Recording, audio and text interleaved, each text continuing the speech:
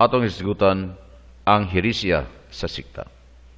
Atong nakita nga ang doktrina samahan og anak nga usara wala nagsunod sa biblikanong pagpadayag samahan sa anak isip duha ka personas og ang pagsalikway sa Trinidad usa ka sayop.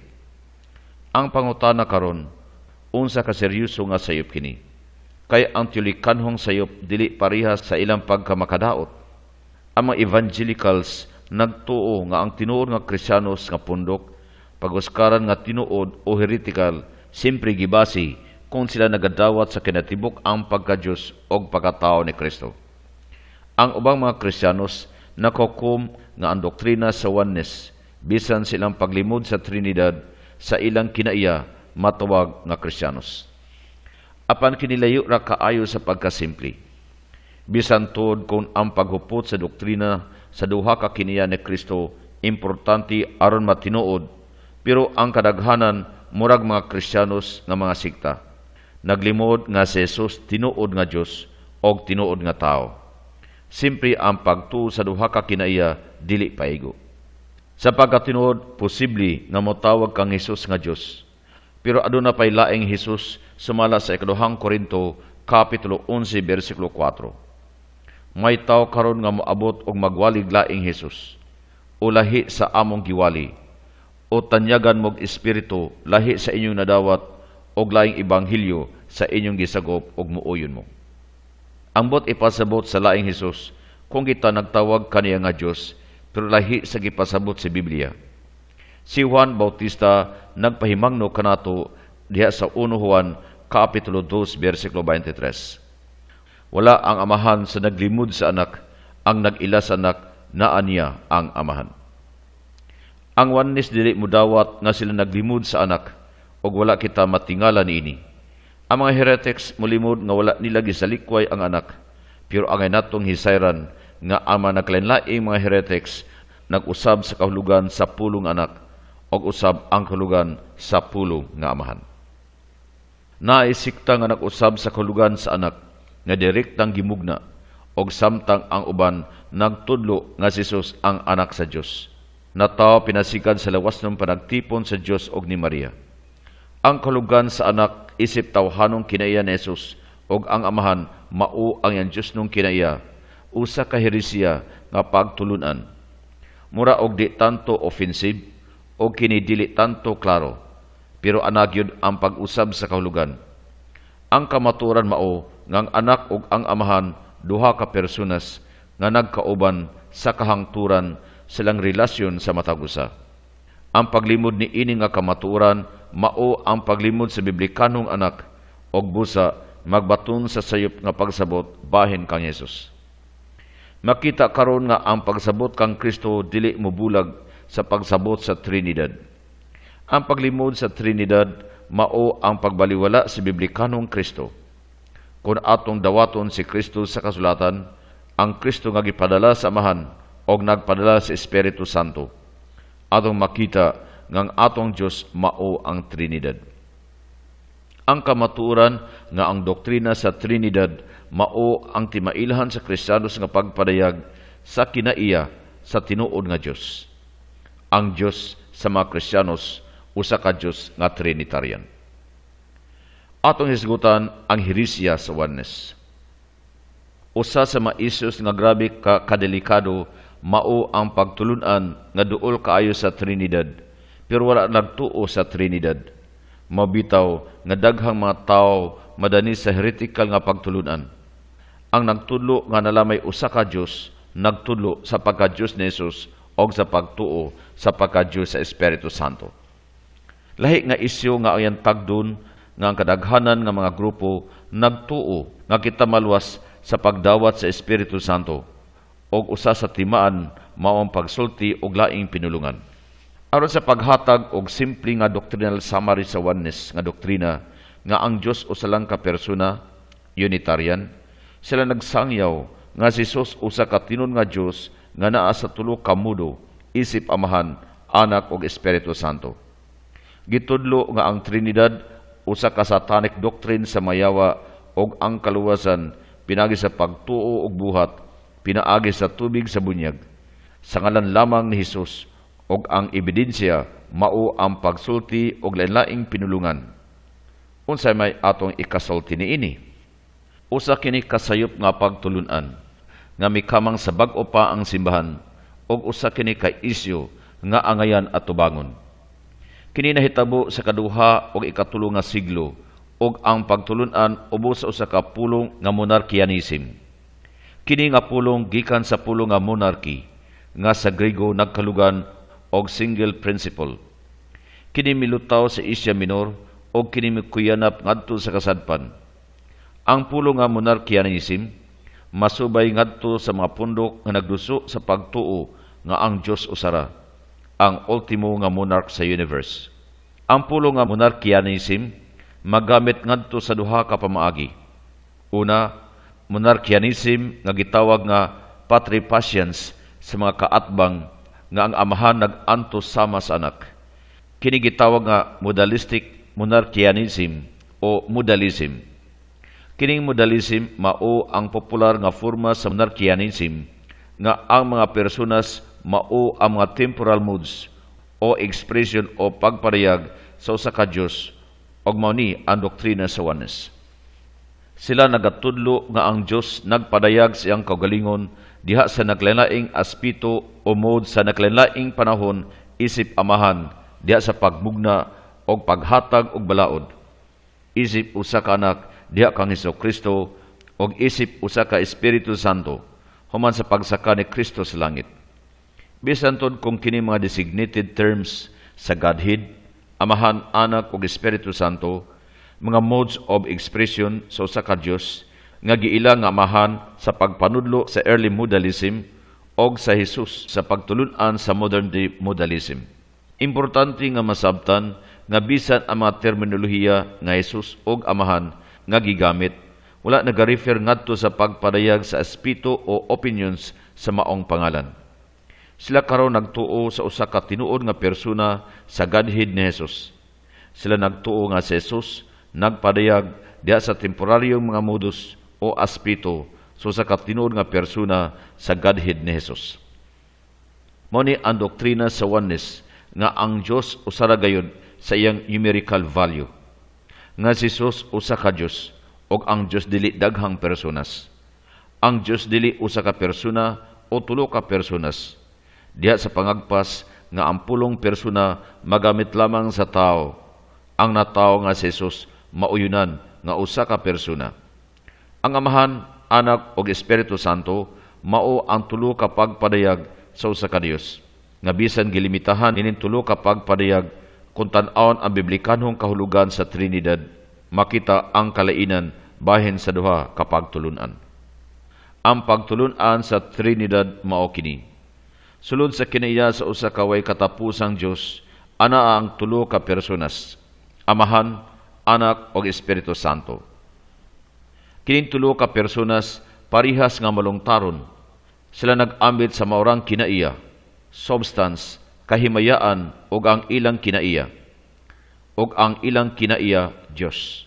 Sila ang sinugdanan sa kalidad pero dili diha sa personal identity. Ang Trinidad mausab ang Dios, usa ka triunity, Amahan, Anak ug Espiritu Santo, din ang kada usa persona diha sa Godhead parihas og kompleto og way katapusang Dios. Ang matag usa gikinahanglan og ang kada usa lahi apan ang tulo usara. Ang pangutana mao, nabay usa lang ka Dios nga gitudlo sa Biblia? Kunaa kana ba nga usa ka Dios usa ka persona? Ang Biblia wala lamang nagpaklaro nga na lamang usa ka Dios. Atong basahon ang Deuteronomio Kapitulo 6 versikulo 4. Pamati Israel, usara si Yahweh atong Dios. Usa giingon dinhi, usara si Yahweh atong Dios. Usara ang Dios. Marcos Kapitulo 11 versikulo 26, mitubag si Jesus, kini ang una, pamati Israel, usara ang Ginoo nga aton Dios. Unsay giingon? Usara ang Ginoo nga aton Dios. Busa usara ang Dios. Isaiah Kapitulo 44 versikulo 6. Mao ni ang giingon sa Dios ang hari ug manluluwas sa Israel, si Yahweh nga labing gamhanan. Ako ang una ug ang katapusan, wala nay laing Dios gawas nako. Unsay giun dinhi, wala nay laing Dios gawas nako. Isaiah Kapitulo 45, versikulo 5, Ako si Yahweh, o wala nay lain, walay Diyos gawas nako, ako kang gilabanan, bisag wala ka makailan nako. Unsay giingon dinhi, ako si Yahweh, o wala nay lain. O wala nay lain, walay Diyos gawas nako. Busa, usa lang ang Diyos. Isaiah Kapitulo 45, versikulo 18, Oo, mao ni ang giingon ni Yahweh, siya ang nagbuhat sa kalangitan, ang Diyos nga tinuod, ang mimugna sa kalibutan, og nagbuhat og nagpabarog ini, ang wala maghimo sa kawang lang, og naghatag ini, aron mahimong kabilin. Ako si Yahweh, og wala nay lain. Unsay gingon? Ako si Yahweh, og wala nay lain. Busa, usa lang yun ang Diyos. Isaiah Kapitulo 45, versikulo 21 hangtod 22. Pag-ambahan mo sa pagpangonsulta, duldiri og isulti, kinsay misibya ini sukad pa sa sinugdan, kinsay nanag na ini kaniadto, dili ba ako si Yahweh? Wala nay laing Diyos gawas nako, usa ka manluluwas, Diyos nga makaturunganon, wala nay laing gawas nako. Balik ka nako og maluwas mo, kamong gikan sa mga utlanan sa kalibutan, kay ako ang Diyos og wala nay lain.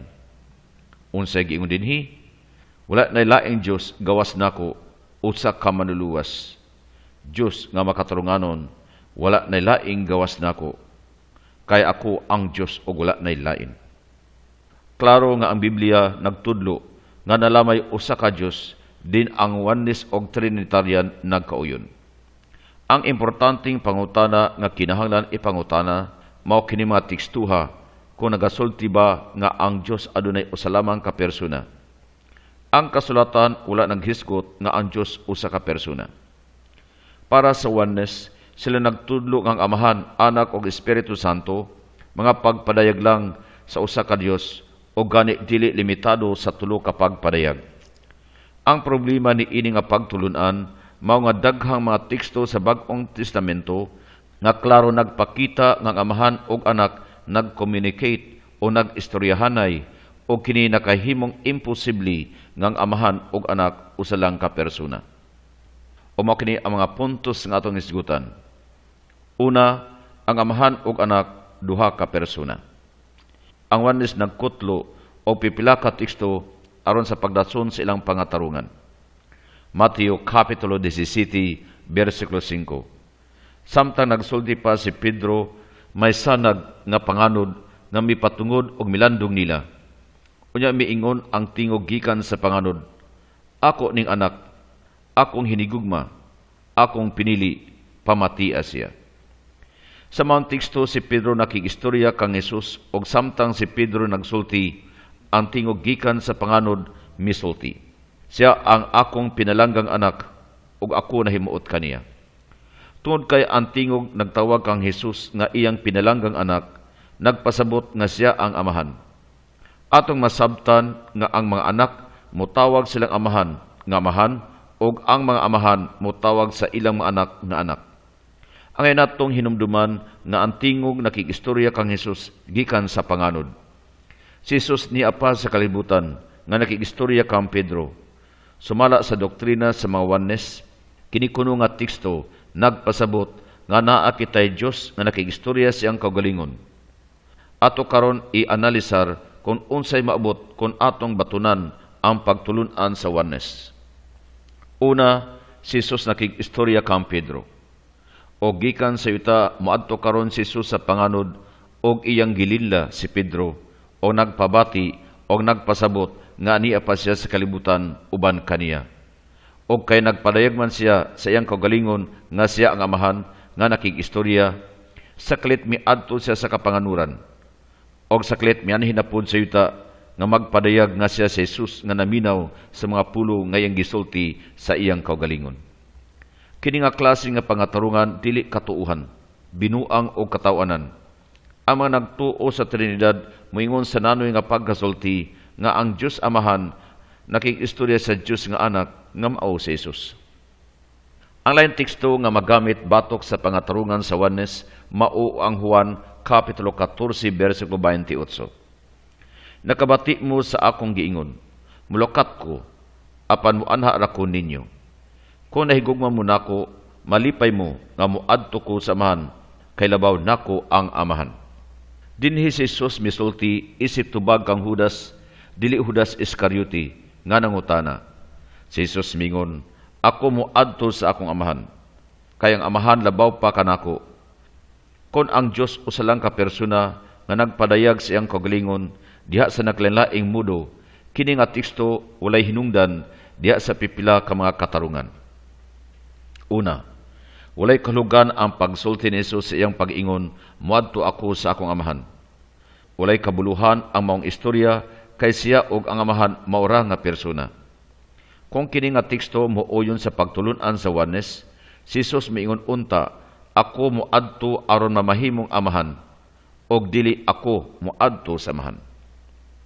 Ikaduha nga punto, si Jesus misulti nga ang akong amahan labaw pa kanako. Klaro dinhi nga si Jesus nagsulti nga ang amahan labaw pa kay kaniya. Kung ang usa ka tawo mosulti nga ang usa ka tawo mas labaw, mas kusgan, mas smart, mas taas o mas mubo, kana klaro og logical nga ang usa ka tawo nag-istorya og laing tawo o kaysa iyang kaugalingon. Nakita nato nga naay comparison ni Jesus og sa amahan. Ang pangutana, unsaon man sa ka tawo pagkumpara siyang kaugalingon batok siyang kaugalingon. Atong nakita nga ang kasulatan nagtamparo sa pagtulunan sa Juanes. Juan Kapitulo 14, versikulo 12. Sa pagkatinuod, sultihan tamo, ang nagtuna ko mupadayon sa akong mga buhat, gani magbuhat siya labaw pa, kay muadto man ako sa amahan.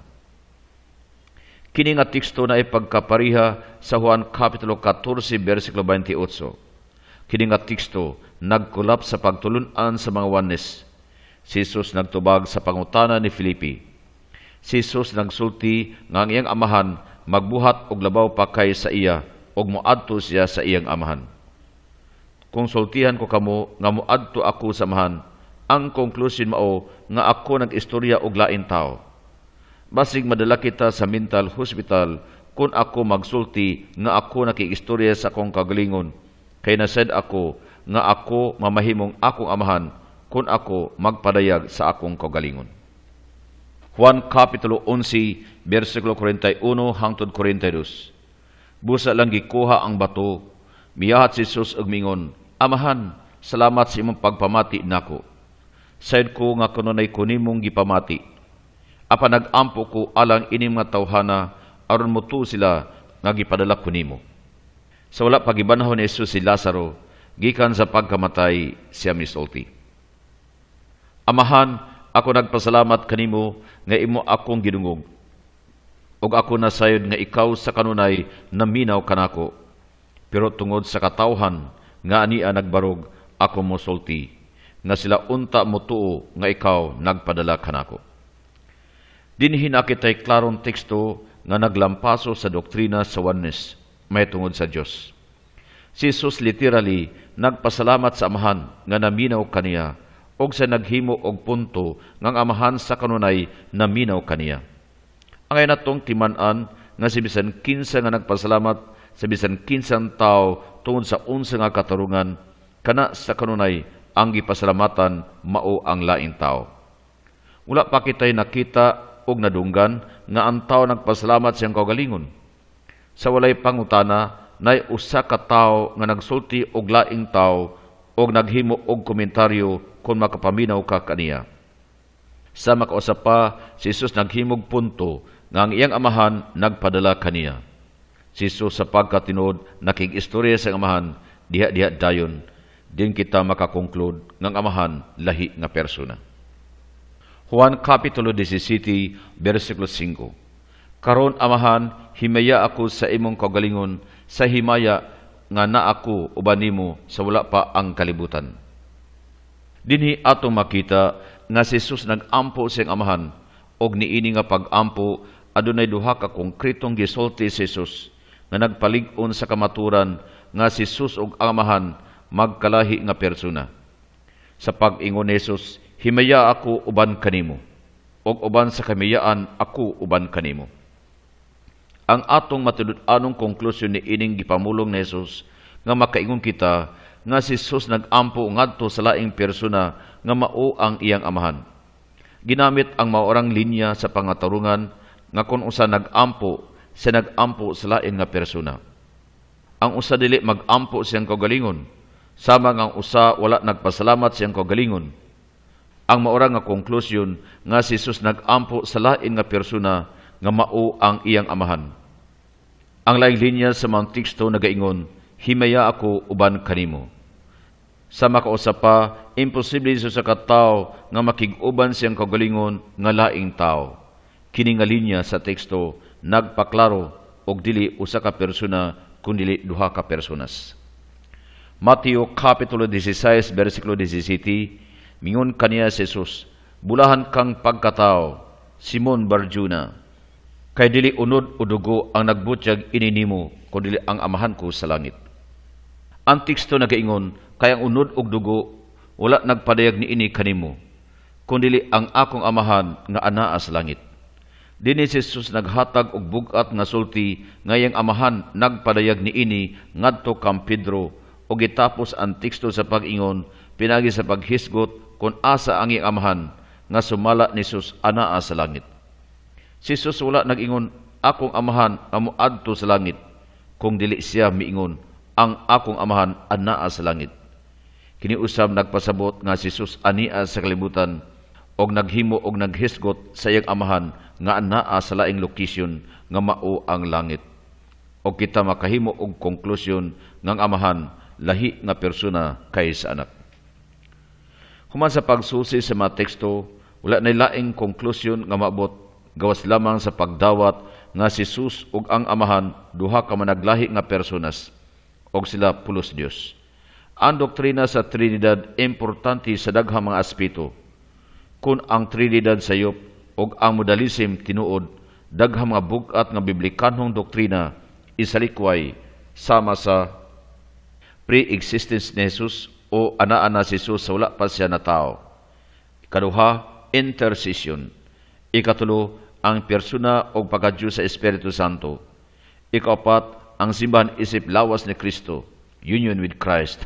O ang ikalima, ang pagkatao o kapasayloan sa sala. Basaw na to ang Hebrew Capitulo 7, versikulo 24 hangtod 25.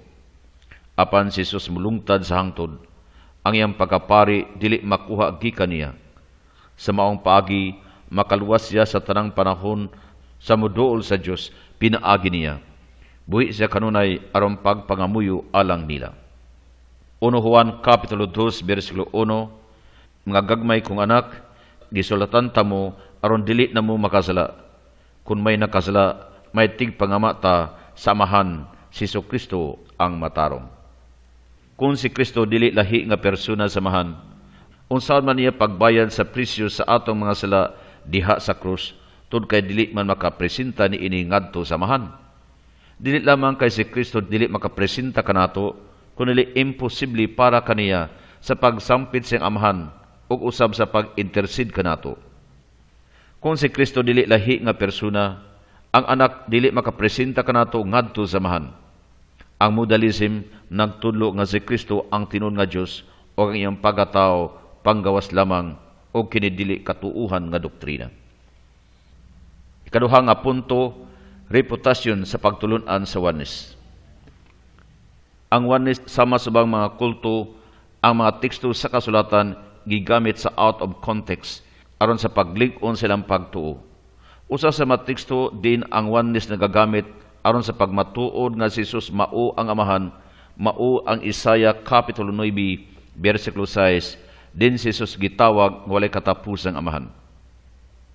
Isaiah Kapitulo 9, versikulo 6, nataw alang kanato ang usa ka bata, gihatag kanato ang usa ka anak nga lalaki, og siya ang magmando sa tanan, og nganlan siya malamong magtatambag, Diyos nga gamhanan, Amahan hangtod sa kahangturan, prinsipe sa pakigdait. Usa ka punto nga kinahanglan isulti mao ang kasulatan naghubad og kasulatan og ato kining makita nga si Jesus nag-ila samahan sobra sa 50 ka beses sa Bag-ong Testamento aron makita ngang amahan ug anak managlahi. Ang panultihon nga gi-question literally o gipangutana mao ang Father of Eternity. May tungod sa terminolohiya nga walay katapusang amahan o everlasting Father. Sa Hebrew nga lingwahe mao ni Abay Ad nga literally naghulugan og Father of Eternity o malangturong amahan. Sa Isaiah Kapitulo 9 versikulo 6 ang common nga pulong nga gigamit sa Father of Eternity mao ang eternal o walay katapusan. Kadahang Samuel Kapitulo 23 versikulo 3 das abialbun of strength nagkalugan og strong o kusog is Hebrew in origin and its meaning is Father of strength or valiant. Nga kaigsunan, ang Isaiah Kapitulo 9 versikulo 6 nga nag-ingon nga Father of Eternity naghulugan nga si Jesus walay katapusan. Walay katapusan ang pag-usbaw siyang gamhanang pagmando sa kalinaw. Lapad ang yuta nga nasakop niya. Maghari siya sa trono ni David o sa tibok niyang gingharian. Tukoro ni og ampingan sa kangayan og katurungan gikan karon hangtod sa kahangturan. Himo ni sa manitong gugma ni Yahweh nga labing gamhanan.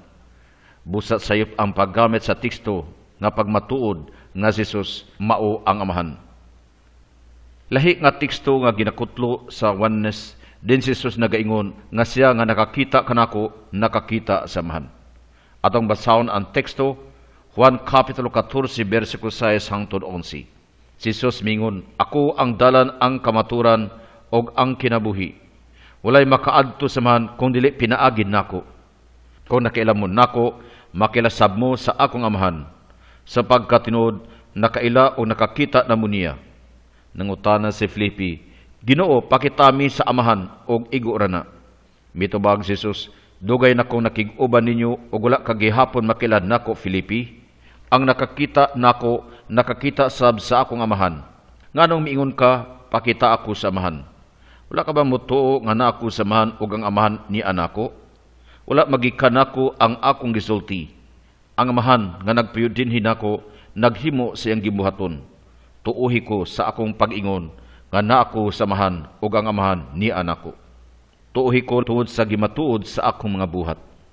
Kini nga teksto nagaingon nga ang amahan ug anak usara sa kaniya, pero dili sila usa ka persona. Ang pinakaimportanteng punto nga kinahanglan hisgutan mao ang versikulo 6. Juan Kapitulo 14 versikulo 6, si Jesus mingon, ako ang dalan ang kamatuoran ug ang kinabuhi, walay makaadto sa mahan kun dili pinaagi nako. Si Jesus naghimo og klarong kalainan tali kaniya og samahan diha sa pag-ingon, walay makaadto sa mahan gawas kanako. Ang mga pulong nga nagaadto og pinaagi walay kahulugan kung si Jesus o ang amahan maura nga persona. Kini nga teksto nagpasabot lamang nga siya ug ang amahan managlahi nga persona. Si Jesus naghimo og punto nga siya ang tigpatiwala kanato og samahan. Unang Timoteo Kapitulo 2 versikulo 5, usara ang Dios. Usara pod ang mahimong taytayan tali sa Dios og sa mga tao. Si Kristo Jesus nga tao nga naghatag sa kinabuhi alang sa kaluwasan sa tanan. Og si Jesus pod miingon, ang amahan ania kanako.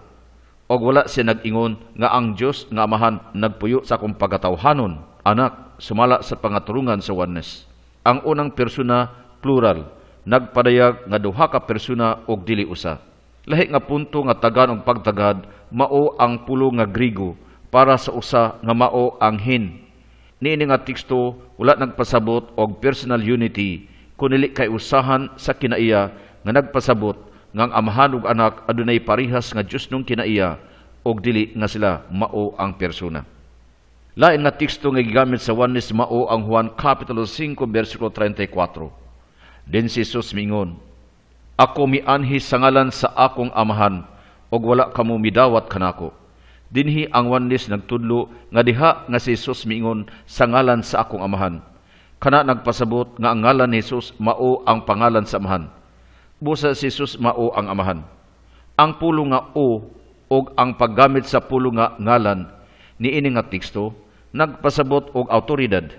Kini nagdala sa kahulugan nga awtoridad ni pananglitan ang opisyalis sa pulis musulti sa tao hunong sa ngalan sa balaod. Ang balaod dili ang pangalan sa tao, kundi sa awtoridad ni anang ngalana nga naghatag sa police officer sa pagbaton sa mga awtoridad o pribilehyo. Ambot isulti ni Jesus nga wala siya mianhi sa iyang kaugalingong awtoridad kung dili sa awtoridad sa Amahan. Kini nga teksto nagsulti sa insaktong sukwahi sa gitudlo sa oneness o kini nga teksto mugiya sa kamaturan nga nay kalainan sa Amahan og ni Jesus. Ang pagsulti sa ngalan ni klaro dinhi nga nagpasabot sa ngalan sa busa ang tao nga gipahimangnuan ni Jesus mabot sa iyang ngalan. Mabot nga walay credential gawas sa iyang pag-angkon.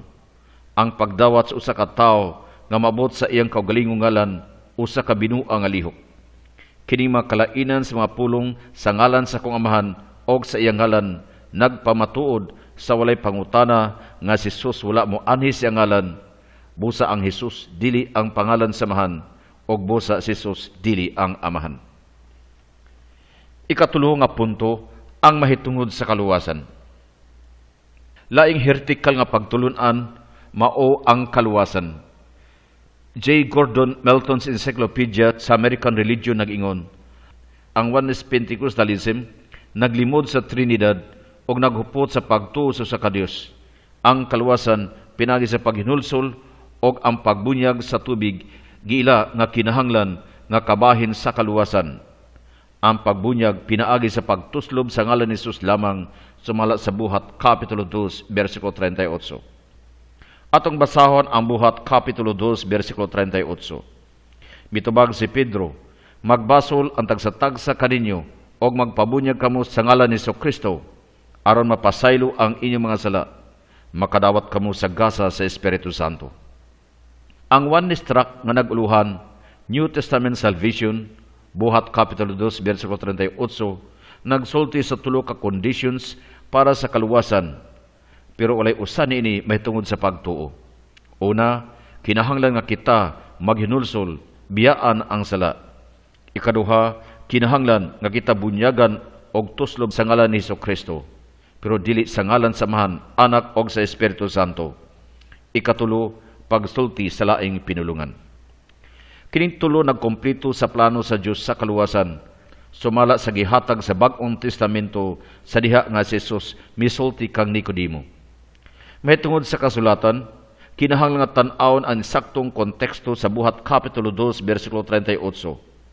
Una sa tanan, kung mapamatud-an sa kasulatan o sa insaktong konteksto nga ang mga tao na luwas sa wala pa sila nabunyagi, ang pagtulunan nga kinahanglan nga ang tao bunyagan aron maluwas, mugawas nga sayop.